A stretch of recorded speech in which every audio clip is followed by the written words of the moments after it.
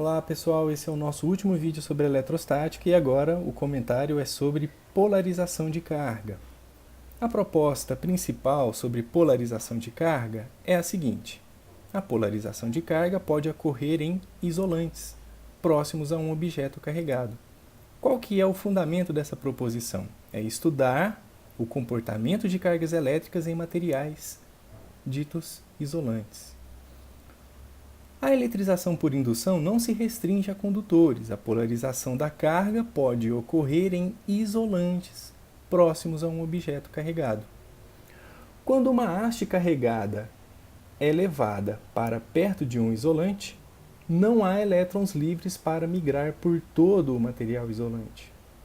Em vez disso, há um rearranjo das posições das cargas dentro dos próprios átomos ou moléculas, que é exatamente o que eu vou mostrar daqui a 2 slides com os desenhos.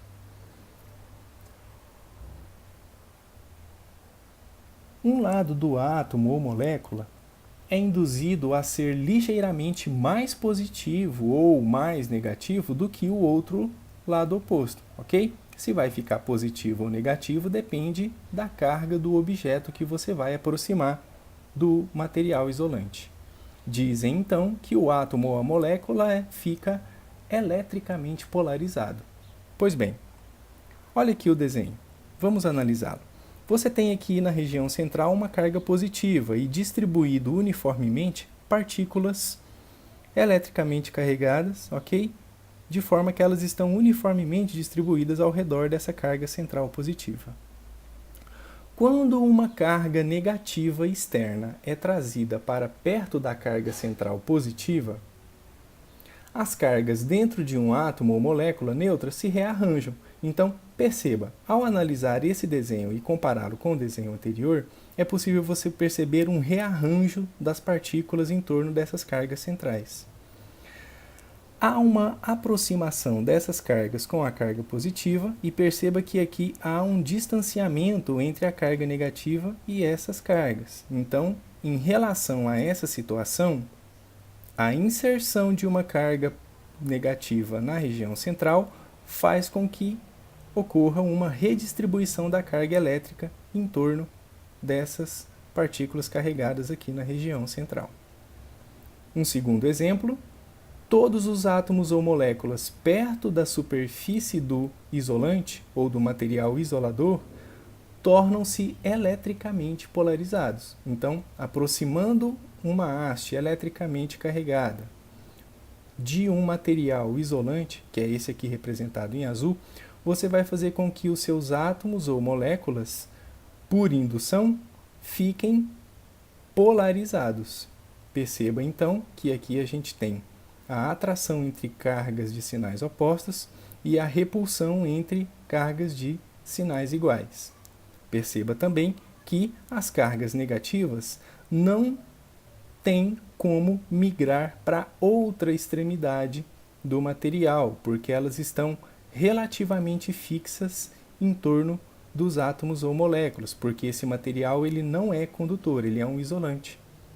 Exemplo desse material aqui em azul poderia ser um pente de plástico, poderia ser uma régua, um balão, a sola de um sapato, ok? Continuando o raciocínio, agora falando sobre exemplos de cargas polarizadas. A polarização explica por que pedaços de papel eletricamente neutros são atraídos para um objeto carregado, como um pente, aqui mostrado na figura. Moléculas são polarizadas no papel, com os lados das moléculas com cargas opostas mais próximas do objeto carregado. Então, ao atritar o pente no cabelo, por exemplo, ok? Você vai fazer com que esse pente ele possa, através da polarização da carga, atrair pequenos pedaços de papel. Ainda falando sobre esse exemplo, os pedaços de papel experimentam uma atração, uma força de atração, tudo bem? Às vezes eles se agarram ao objeto carregado e de repente voam. A eletrização por contato ocorreu. Os pedaços de papel adquiriram o mesmo sinal da carga que o objeto carregado, que no caso é o pente, e então foram repelidos. Aqui um exemplo que fica mais evidente. O pente eletrizado atrai um pedaço de papel, então o pente está carregado e induz uma polarização de carga num pedacinho de papel, ok? As cargas que têm o mesmo sinal do objeto carregado se deslocam, ou seja, há um pequeno rearranjo das cargas, ok? Porque o papel é um material isolante. E aí você vai ter então uma atração, uma força de atração que vai fazer com que o papel seja atraído pelo pente. Ao encostar no pente, o papel ele vai adquirir a mesma carga do pente e aí esse papelzinho ele pode ser repelido, mandado para longe. Isso é muito fácil de fazer o experimento em sala de aula.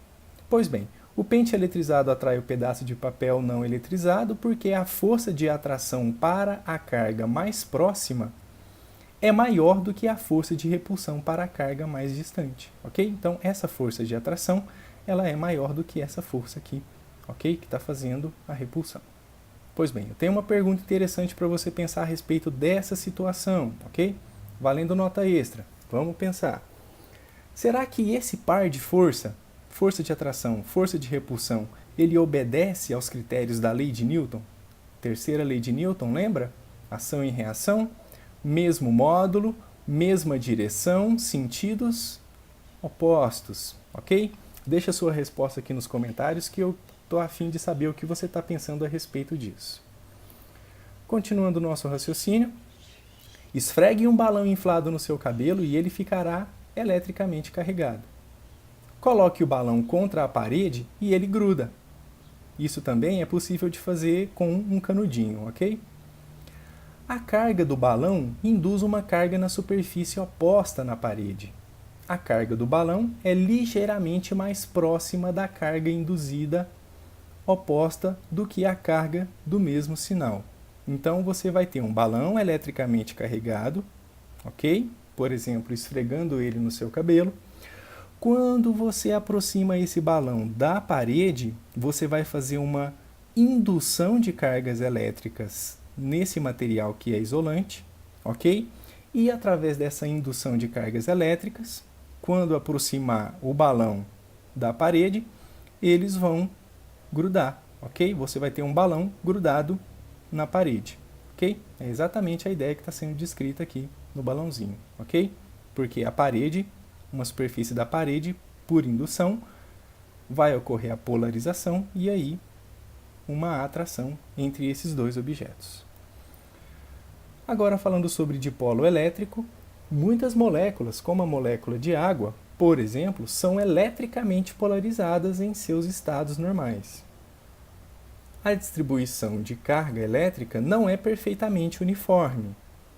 Há um pouco mais de carga negativa em um lado da molécula do que do outro. Essas moléculas são ditas dipolos elétricos. Então a gente tem um polo negativo aqui e aqui na parte de cima dessa figura um polo mais positivo. Então a gente tem dois polos, um dipolo elétrico para cada molécula de água.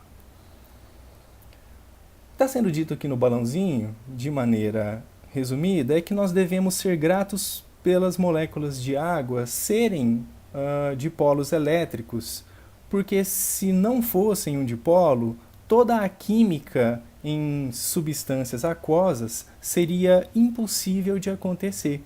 Então, o fato das moléculas de água terem um polo positivo e um polo mais negativo, ou seja, serem um dipolo elétrico, é que viabiliza toda a sequência de reações químicas em substâncias aquosas que podemos estudar na química, ok? Sem dipolo elétrico, a água não seria tão reativa, por exemplo, para poder diluir sal, açúcar, por exemplo, e diversos outros materiais. Em resumo, os objetos são carregados eletricamente de três maneiras, ok? Fazendo uma recapitulação de várias coisas que nós já comentamos aqui nos vídeos. Podemos eletrizar por fricção ou por atrito, quando os elétrons são transferidos por fricção ou atrito de um objeto para outro. Pode-se eletrizar por contato quando os elétrons são transferidos de um objeto para outro por contato direto e sem atrito. Ou a eletrização pode acontecer por indução, quando os elétrons são induzidos a se reunir ou dispersar pela presença de cargas próximas sem o contato físico. Ainda falando sobre um resumo geral. Se um objeto ele é um isolante, por outro lado, ocorre um realinhamento ou uma redistribuição de carga, em vez de uma migração total das cargas. Essa é a polarização da carga, na qual a superfície próxima ao objeto eletrizado fica com carga oposta.